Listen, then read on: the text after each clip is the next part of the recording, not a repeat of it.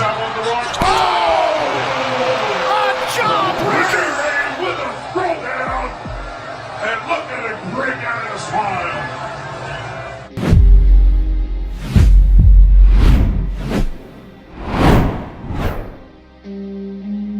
Kung inaakala ng maraming taga-subaybay ng basketball sa Japan B-League na si Kai Sotto ang tunay na mainit, sikat at flag bearer ng Pilipinas, ngayon ay ating kikilalanin kung sino nga ba itong posibleng maging kakompetensya ng higante upang maging MVP sa hinaharap sa ngalan ng Pilipinas. Bata pa lang ako, talagang perspective ko sa buhay, basketball kasi yun ang nakikita ko eh. Alam mo naman, pag bata tayo, yung tatay natin, yung mga magulang natin, yung superhero natin eh. So, lahat ng mga moves na ginagaya ko nung bata ako, nakabuntot lang ako sa kanya parati. Bobby Ray Parks Jr., isang bata na taglay ang pagiging simple, ngunit matinik sa loob ng court. Mataas ang pangarap kung kaya't katulad ni Kai Sotto, hinanap ang sarili sa Amerika upang dooy malaman ng maaga kung hanggang saan ba ang talentong minana sa kanyang ama, kung saan tanyag bilang one of the best import ng Pilipinas nung araw. Mainit ang naging pasimula ng karera ni Parks Jr. Marami itong nakasalumuha na NBA player at nagkaroon din ng pagkakataong mapasama sa NBA Summer League. At doon nga, mas naaninag nito kung gaano kataas ang NBA. Nang makabangga nito ang kapwa Filipino Lakers player noon, Jordan Clarkson. Bitbit ang bandilang Pilipinas ay naging matabang ang pagkilala. Ito'y dahil kakaiba ang galaw at estilo, IQ sa Amerika. Kung kaya't napagdesisyonan nito na iwan muna ang pansamantala at mataas na pangarap. Kaya naman, dahil sa matinding dedikasyon at pagiging veterano ng maaga sa basketball, isa ang Japan B-League sa nilahukan nito. Kinuha ito ng isang kilalang team ng mga Hapon sa naturang liga nito. Dito ay isa siya sa pinakamahalagang armas ng kanyang koponan bilang isang versatile na wingman player. Ang kanyang gampanin ay hindi lamang limitado sa pag-atake, kundi pati na rin sa depensa. Sa tuwing kinakailangan ng puntos, kayang-kaya niyang umiskor mula sa perimeter o sa loob. Responsable ito sa paghawak ng bola o ball handler at kayang dumiskarte sa pick and roll. Bagay na nagiging malaking bentahe laban sa mga depensa ng kalaban. Pero hindi lang doon natatapos ang kwento. Ang kanyang kakayanan sa depensa ay isang bagay na talagang kinakailangan ng kanyang koponan para mapigilan ang opensa ng kalaban. Kaya naman hindi nakakapagtaka kung bakit siya ang isa sa mga pangunahing scorer ng kanyang team. Kung ikukumpara mo ito sa higante ng Pinas, kung pag-uusapan ng pagiging MVP sa hinaharap, may kasalukuyang kartada si Bobby Ray Parks Jr. na averaging 17.8 points per game, habang si Kai Sotto naman ay may 13.1 points per game. Ngunit kung pag-uusapan ang block, rebound at field goal percentage, ay dito natin masasabing angat ang higante. Ngunit pagdating naman sa IQ at ilang mga crucial situation, dito natin masasabing mas nakakaangat naman at magagamit si Bobby Ray Parks Jr. At para ating lubos na malaman kung ano nga ba ang tunay na kakayanan ng dalawa pagdating sa MVP Award sa Japan B-League, narito at ating silipin ang powerful highlights gameplay ng dalawa. Bobby Ray Parks Jr. at Kai Dakawayan Sotto. So pag-usapan natin ngayon sino ba yung mas angat sa kanila pagdating sa pagiging MVP sa B-League ng Japan. So mataas yung points per game ni Bobby Ray Parks kumpara kay Sotto. So i-compare natin sila nung naglaro silang dalawa doon sa Amerika. Doon sa tinatawag nating NBA Summer League. So ito, unahin natin si Kai Sotto. Sabi natin kanina, mas mataas yung points per game ni Parks kumpara dun kay Sotto, no? Eh sa Amerika, sino yung mas dominate sa kanilang dalawa? So silipin natin dito si Kai Sotto. So ito medyo basic na basic yung laro dito ni Kai Sotto, no? Bagamat bago-bago pa si Kai Sotto dito, hindi pa ganun ka-matured kumpara sa kasalukuyan. Pero ito yung move, ito yung laro ni Kai Sotto sa Amerika. So ito, Kai Sotto, may tira rin sa labas, no? Kayang tumira ng tres kahit na 7-footer. So ito, medyo hirap dun. Yung kalaban, no, sa depensa ni Kai Sotto. Kai Sotto, paano titira? Rebound? Oh! Tumira yung kakampi niya. Ito, Kai Sotto. Silipin natin, ha? Sablay? Rebound, yeah! Offensive rebound. Yun talaga yung naitutulong ni Kai Sotto, no? Kumpara kay Ray Parks. Yung haba ng galamay ni Kai Sotto, yung offensive rebound, napaka-importante nun. Bagamat mas mataas yung puntos ni Bobby Ray Parks, iba naman yung role o gampanin ni Kai Sotto pagdating sa basketball. Ano? Yung block, yung defense, offensive rebound, tsaka yung pagposte sa ilalim. Yan, yung mga perimeter shot. Ganyan yung laro ni Kai Sotto sa loob ng court. So maiko-compare natin yan sa laro ni Bobby Ray Parks mamaya-maya ng konti. Pero ano pa ba yung move ni Kai Sotto sa Amerika nung araw? Oh, yun! Isa yun. Rebound, block, defense. Kasi brother, package player talaga si Kai Sotto, no? Ayan, no? Pak! Medyo sablay lang doon si Kai Sotto.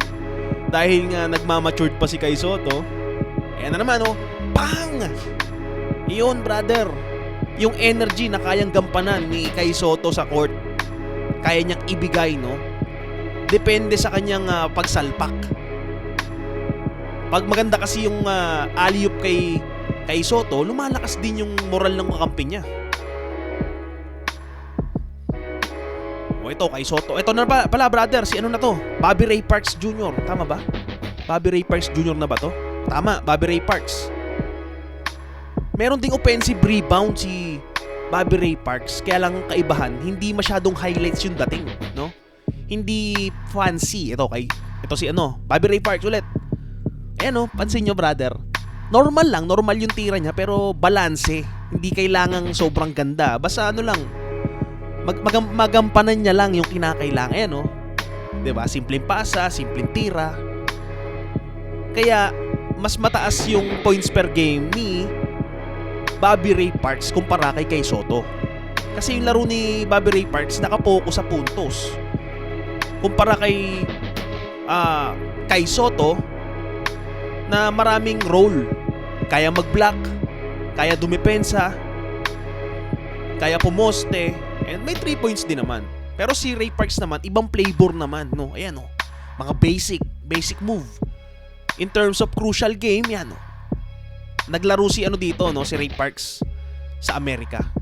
Summer League.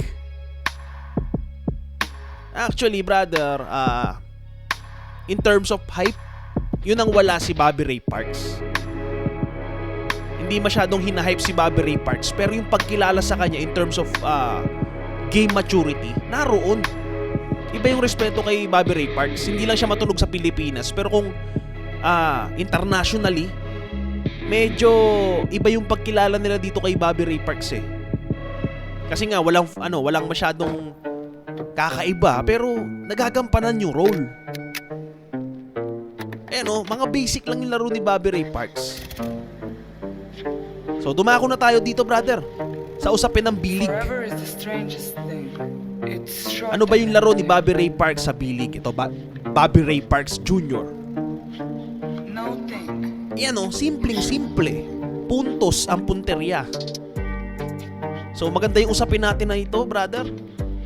Nag-umpisa tayo sa comparison, no, ng pagkakaiba ng laro ni Kai Sotto tsaka ni Bobby Ray Parks Jr. Kayo ba, brother? Tingin nyo in terms of MVP award, kanino mas maibibigay yung award na yan in terms of Japan B-League kung Pinoy ang pag-uusapan? No, yan yung talakayan natin ngayon.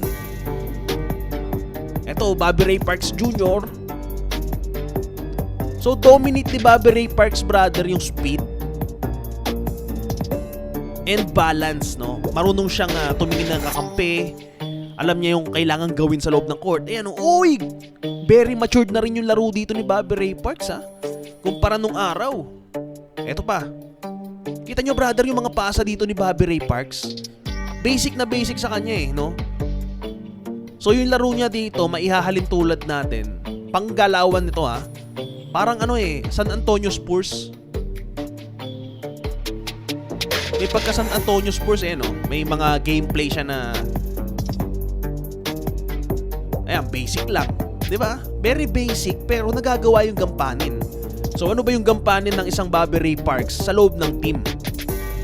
Siya kasi yung nagiging scorer, brother Ayan So kung ako tatanungin nyo, in terms of points per game, talagang dominate ni Ray Parks. Pero in terms of all around, Kai Sotto. Si Kai Sotto may block, may depensa, may tira rin sa labas, brother. Kaya lang, in terms of IQ, medyo dun makakalamang si Bobby Ray Parks Jr. So ito, Bobby Ray Parks Jr. ulit. Tumatakbo, ang bilis Kita nyo?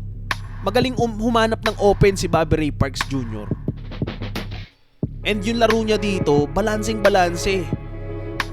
Malayo sa injury yung galaw Ayan pang! Teardrop lang, brother. Binatuloy yung bola, sure ball na. Ito, Bobby Ray Parks na naman. Paano gumalaw sa loob ng court? May pasa. Bang! Kita nyo, brother, yung laro ni Bobby Ray Parks.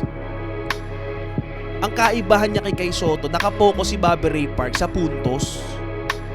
Kaya kung mapapansin natin, mataas po yung points per game ni Bobby Ray Parks kumpara kay Kai Sotto. No? Si Bobby Ray Parks averaging 17.8 points per game.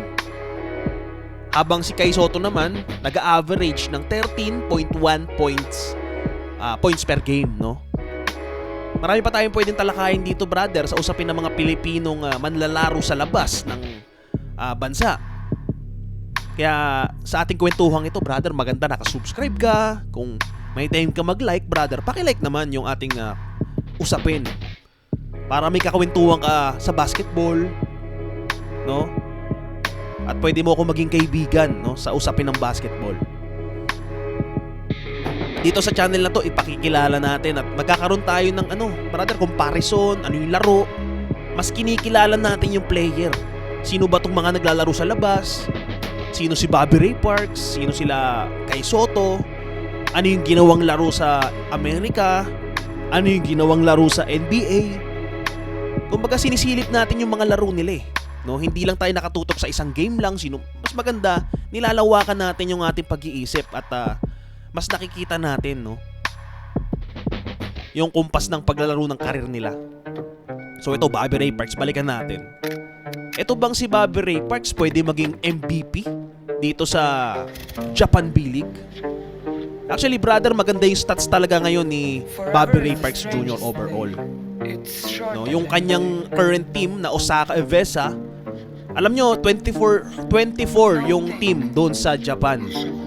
Pero yung rankings ng kanyang team dito, brother, nasa rank 11, no? So, kung pag-uusapan natin sa mga Pilipino naglalaro ngayon sa B-League, kung Pilipinas sa pag-uusapan natin, no, na import doon, mas angat. Ito yung pinakaangat na team, brother. Tong team ni Bobby Ray Parks Jr. Yung Osaka Evesa. And ano ba yung naging stats doon ni Bobby Ray Parks? So mas nakilala natin ngayon si Bobby Ray Parks bilang balancing player, nakapokus sa puntos, sa opensa. Doon niya ginagamit yung energy niya. Ayan kita nyo, yung mga drop pass sa kanya doon. So pag-usapan natin, brother, yung kanyang position. Yung position dito, brother, ni Bobby Ray Parks Jr., siya po ang isang shooting guard dyan sa team na yan. Yung Osaka Evesa na nasa rank 11. Shooting guard po siya dyan. Averaging 17.8 points per game. Mataas po yun, brother. Hindi yun biro. So pag-usapan natin yung rebound. Sa rebound, brother, nag-average itong si Bobby Ray Parks ng 3.6 per game. Yung kanyang rebound. Kung ikukumpara mo yan kay Kai Sotto, brother, sa rebound, no? Mas mataas si Kai Sotto. Si Kai Sotto nag-average ng 13.1 per game. Pero dahil nga sinabi natin kanina, yung energy na, yung paggamit ng energy sa nila nilalaan, itong si Bobby Ray Parks nilalaan niya sa puntos. Kaya mas mataas yung points per game niya. Ito namang si Kai Sotto, brother, nilalaan niya yung kanyang energies all around. Block, defense, rebound, and nakaka-score din. Nakaka-double-double nga si Kai Sotto ngayon eh. So balik tayo sa stats ni Bobby Ray Parks Jr. So importante, brother, nakikilala natin yung player na to. Kasi ang usapin dito, labas na ng bansa eh. Hindi na to pang Pilipinas lang. Ano yung potential player na nilalahukan ng ating countrymen? Bobby Ray Parks, sabi natin 17.8 points per game. Yung kanyang rebound medyo mababa, 3.6. Pagdating naman sa assist, 2.7, no? Bakit 2.7? Mababa masyado, brother. Bakit? Kasi, brother, ang role dito ni Bobby Ray Parks, pang isolation play. Kumbaga, pag hindi makascore yung kanyang kakampi o nahihirapan, sa kanya na binibigay yung bola. Ayan, no? Kasi ang role dito ni Bobby Ray Parks, umiscore na lang ng umiscore. Ayan o, Bobby Ray Parks na naman yung pasa. Kita nyo, wala nang pinapasahan si Bobby Ray Parks dito. Diretso score na kagad. Ganun po kataas yung kumpiyansa ng team kay Bobby Ray Parks Jr. So, kaya mababa yung kanyang rebound tsaka assist. Si Kai Sotto ba, ilan ba assist ni Kai Sotto? Mas mababa ng bahagya. 1.9 si Kai Sotto. Si Bobby Ray Parks 2.7 assist. Mas mataas lang si Bobby Ray Parks. So, pag-usapan naman natin dito, brother, yung field goal percentage. Sino ba yung may mas mataas na field goal percentage kumpara kay Sotto? So, balik tayo kay Bobby Ray Parks. Ano yung field goal ni Bobby Ray Parks? Ayan o, mga simpleng tira, pang! So, yung field goal percentage ni Bobby Ray Parks, naglalaro po yan sa 49.2. No, si Kai Sotto. Si Kai Sotto po, mataas po yung field goal percentage, 51.4. No? Konti lang yung lamang ni Kai Sotto. Kasi ang kagandahan kay Kai Sotto, palaging salpak yung tira. Salpak and then alley-oop, yung mga ganung play. No, kaya mas mataas yung percentage ni Kai Sotto kumpara kay Bobby Ray Parks Jr. And sino yung mas pinapasok sa kanila? Sino yung mas ginagamit sa loob ng court? Ngayong season 2024, averaging po si Kai Sotto ng 30 minutes per game, no? 30.4 minutes per game. Pinapasok siya ng 30 minutes. Habang ito namang si Bobby Ray Parks Jr., pinapasok lang po ng 27 minutes per game. So mataas po yan, brother, ha? Pero mas pinapasok at ginagamit si Kai Sotto. So magkaiba sila, brother, no? Magkaiba sila ng role. Kaya mas mataas yung points ni Bobby Ray Parks Jr. kasi dun lang nakalaan, no, yung kanyang enerhiya. Yun yung kanyang role dun sa team. Main scorer ng team. Ang kagandahan ng dun, brother, nagiging effective, no, na siya yung main scorer ng team. Bakit? Kasi nasa rank 11 po yung kanyang team. Rank 11 out of 24. Yung balikan naman natin yung team ni Kai Sotto. Yung team ni Kai Sotto medyo malayo, nasa 23 out of 24, no? Medyo huli. Nasa pangalawa sa huli. Kulelat po yung team ni Kai Sotto. So, ako, brother, nilook forward ko na sana magkaroon ng kakampi si Kai Sotto ng Pinoy. Magkasama to, magka-tandem to. Scorer, and then may rebounder, may blocker, di ba? May high 7-footer. Sabi mo, Kai Sotto tsaka Ray Parks, yung chemistry na pwede nila mabuo sa team na yan, pwede yan maging mainit sa international scout, kung NBA man yan o Euroleague. Di ba? Kasi kung makikita natin yung duo ng dalawa, Kai Sotto tapos Bobby Ray Parks, kasi ang napakagandang role nun, rebounder, low post, Kai Sotto, and then scorer sa labas, tsaka pass break, itong si Bobby Ray Parks Jr. Kasi, brother, ano ba yung laro pa ni Bobby Ray Parks? Kaya tumira sa tres, may peke, pang! Napakahirap po bantayan ni Bobby Ray Parks. Bakit? Sobrang simple ng ginagawa sa loob ng court, may mga peke. Mataas po yung IQ ni Bobby Ray Parks. Pag matangkad yung kalaban, tumitira ng teardrop, umi-spot lang sa perimeter. Yan o. Yan, may mga drive po ni Bobby Ray Parks. Sobrang simple lang. Wala masyadong highlights o fancy. Yung mga laro ni Parks kasi brother, hindi masyadong maangas. Kasi balance nga lang brother eh. Kung ano yung kinakailangan ng team, ginagampanan. Pero si Kai Sotto kasi brother, bagamat hindi naman siya sobrang scorer talaga, napaka-unpredictable ni Kai Sotto. Pero ako nangangarap ako someday na magkaroon sila ng duo. Magkaroon ng duo sa loob ng team. Ang iniisip ko lang brother, kung sino yung mas lilipat ng team. Kasi si Kai Sotto ngayon, siya na yung tinatawag nating franchise player ng team eh. Pares naman sila franchise player, no? Sila yung main man ng buong team.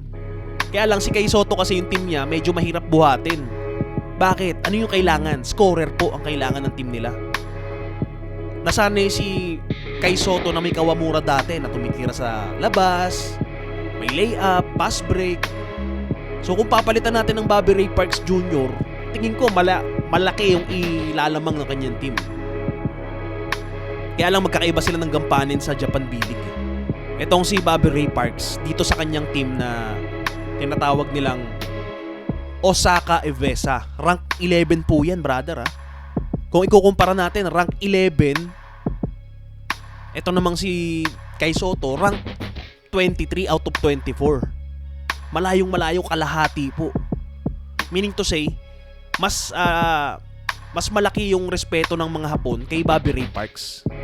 Kung sa Pilipinas, brother, ito yung reality real talk brother nire-respeto natin si Kai Sotto at gusto natin siya panoorin, no, exciting. Pero ang reality brother, mas tinatangkilik nila si Bobby Ray Parks sa Japan. Kasi nga brother, reliable si Bobby Ray Parks sa puntos. It's shorter than you think. Kayang bumuhat kasi ni Bobby Ray Parks ng team sa pamamagitan ng puntos. No? Kaya lang medyo kulelat yung team ni Kai Sotto. Walang main scorer dun, brother. Ang kagandahan lang dun, mas nahahasa si Kai Sotto. Na balang araw, no? Siguro para siyang Dirk Nowitzki, pwedeng ganun, no? Kung may tira siya sa labas, mai-improve niya pa yun. Tsaka ngayon kasi brother, medyo prone sa injury si Kai Sotto. Medyo malambot yung buto. Itong si Bobby Ray Parks kasi sobrang balanse ng laro. Ayan simple-simple, walang kailangan na enerhiya. Ayan spot lang, tira lang ng ordinaryo, puntos lang, ganun lang yung ginagawa ni Bobby Ray Parks. Yung laro kasi ni Kai Sotto, yun brother, sobrang physical ng laro ni Kai Sotto. Etong laro ni Bobby Ray Parks Jr., spot-spot lang. Tira-tira lang sa labas. Wala mga salpak-salpak, no? Sobrang basic ito. Tingnan nyo. Floater yung mga tira ni Bobby Ray Parks Jr. So balik tayo sa usapin, brother. Kung sakasakaling usapin ng MVP award sa Japan B-League, kung sakasakaling manalo sila ng yung team nila, kanya-kanilang team, sino ba yung may posibilidad na maging MVP? So, balikan ulit natin yung kanilang current stats, no? In terms of points per game, Bobby Ray Parks nag-average 17.8 points per game. While Kai Sotto, averaging 13.1. Mataas po talaga yung score ni Bobby Ray Parks. Ahead siya kay Sotto in terms of points. And ano ba pinagbabasihan pagdating sa MVP award, no? So mataas po yung brother, yung points. In terms of points, mataas yung yung ginagampanan ng points para maging MVP ka. Pero pwedeng maging Defensive of the Year, Defensive Player of the Year si Kai Sotto. Pero real talk, brother, kung usapin ng MVP, mas di malabo, brother. Mas ano to, mas ibibigay natin siya kay Bobby Ray Parks Jr. Yun yung reality, brother. Doon sa stats, kung pag-uusapan natin yung stats. Kasi brother, yan sobrang basic. Actually, yung laro ni Bobby Ray Parks, may pagka parang D'Angelo Russell ng kaperaso. No? Ayan sobrang simple. Tira sa labas, spot, di masyadong sumasalpak, isolation play. Ayan Ayan. Sobrang simple. Tsaka hindi masyadong prone sa injury. So kung pag-uusapan natin, long term, maganda yung long term na ginagawa. For long term ginagawa ni Bobby Ray Parks. Kailangan niya lang hasain yung kanyang shooting ability, yung kanyang field goal, decision making. So tatapusin natin, brother, sa usapin ng sino ang may posibilidad na maging MVP sa Japan B-League. Kung Pilipinas ang pag-uusapan, import na Pilipinas. Ako, brother, Bobby Ray Parks Jr. Bobby Ray Parks Jr. Maturity, mataas yung points per game. Pero in terms of all-around play, Kai Sotto, brother. Yun yung kaibahan nila, brother. Hindi na downgrade si Kai Sotto dito. Bagkos, ina-analyze natin yung talento ng ating mga player. Saan sila magaling, di ba? Ano yung kasalukuyang estado ng kanilang team. So, malayo, brother. Yung maturity na kay Bobby Ray Parks Jr. Simplicity. Kayang bumuhat ng team kasi, brother, ni Bobby Ray Parks Jr. Sa ngayon, Pero di natin alam sa hinaharap ano yung kay Sotto pa eh. Kasi bago-bago pa lang yung team niya, medyo hirap pa sa chemistry. Yun po ang adjustment ni Kai Sotto. Bago yung team, so adjustment na naman sa kakampi, sa chemistry. While itong si Bobby Ray Parks medyo established na sa mga Hapon. Ano yung laro, mas kilala na siya kung ano yung laro ni Bobby Ray Parks Jr. Pero ikaw ba, brother? Ito, tanong ko lang bago tayo magtapos dito sa ating usaping podcast commentary. Sino sa mga Pilipino ang nakikita mong mataas yung potensyal sa Japan B-League o kasalukuyang pwedeng maging MVP balang araw? Kasi marami naglalaro ngayon sa Japan B-League na Pinoy, Si Bobby Ray Parks Jr., Kai Sotto, Keeper Rabena, Matthew Wright, tsaka si AJ Edu, etc. Marami pa, brother. So, sana masuportahan mo yung channel natin na nagtatalakay sa laro ng mga player, gumagawa ng mga documentary sa player, comparison, analysis, tsaka mga pagsilip sa nakaraan, kasalukuyan na laro. Kung gusto mo ng kakwentuhan, kung gusto mo ng usapang basketball, narito yung ating channel, Pwede mong pinutin yung subscribe button, notification bell, and then like button. Then, mag-comment ka na rin dyan, brother. Welcome yung opinion mo rito sa channel na to, So, yan po, brother. Ganyan tayo pinapakitaan ni Bobby Ray Parks Jr. Yan yung mga highlights niya. Tira sa labas. Bang! Grabe, brother. Sobrang basic na basic. Yan, Bang! Parang Kobe yung ganun, Hindi lang siya mainit sa mata. Pero, in terms of, alam mo yun, pagka binilang mo na yung puntos na nagagawa ng player, magugulat ka. Sino yung best player of the game? Bobby Ray Parks. Kasi usapin to ng puntos diba? Bobby Ray Parks from the corner, pang! Basic na basic sa kanya, brother, yung mga laro. Hindi na sumasalpak. Kung ano lang yung kailangan ng team, yun lang yung pinoprovide ni Bobby Ray Parks. So marunong siya gumamit ng enerhiya. Alam niya yung pwestuhan na hindi siya mai-injury. Alam niya yung role sa kanyang team, yung mga kailangan gawin. So, isolation play, yung score, So, meaning to say, brother, kung all-around player, Kai Sotto. Pero in terms of scoring ability, syempre Bobby Ray Parks. So, ano ba yung pinagbabasehan ng MVP? Syempre, di ba, puntos, So, hindi malabo, brother. kung tumaas pa yung rankings nung team ni Bobby Ray Parks, posibleng siya yung tanghaling MVP. No?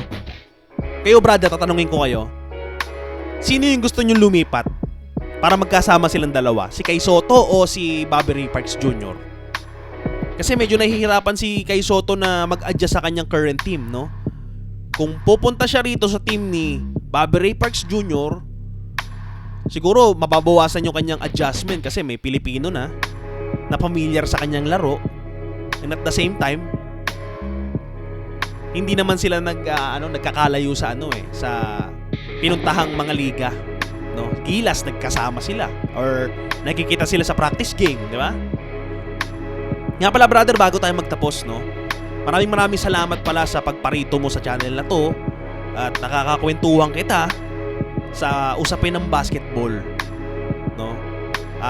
Minsan pag may time ka, punta ka rito or subscribe mo channel na to para pag gusto mo ng kakwentuhan, kaibigan at usapin tungkol sa basketball, nandito si Radyo General. Pwede mong kausap, pwede mong kasama, pwede mong kabanding pag mag-isa ka dyan or gusto mo mag-me time. Ito, si Radyo General nandito, no? So yan po ang ating hatid ngayon brother sa usapin ng basketball. Forever is the Yan po si strangest Bobby thing. Ray Parks, no? Mas It's nakilala shorter natin than siya. Ano yung role na ginagampanan niya? Main man scorer, No no? thing. Mas nakilala natin si Bobby Ray Parks sa ngayon dahil sa ating kwentuhan at usapin. Ayaw pa rin magpaawat ni Bobby Ray Parks, sobrang simula kanina, no? Mas nakilala natin yung laro ni Bobby Ray Parks. Simple lang, kailangan niya lang umiscore, yun lang, scoring machine. Hindi lang ganun kataas yung score ni Bobby Ray Parks, pero in terms of mga crucial games na ginagampanan ni Bobby Ray Parks, effective na effective yung laro ni Bobby Ray. Sobrang taas po ng respeto sa kanya ng mga Hapon. Pang! Someday sana brother, no? Magkasama sila ni Kai Sotto. Pangarap ko yun na balang araw magkasama sila. Or magkaroon man lang ng 3 star player sa isang team na Pinoy. For example, Keeper Rabena, Kai Sotto, tsaka Bobby Ray Parks Jr.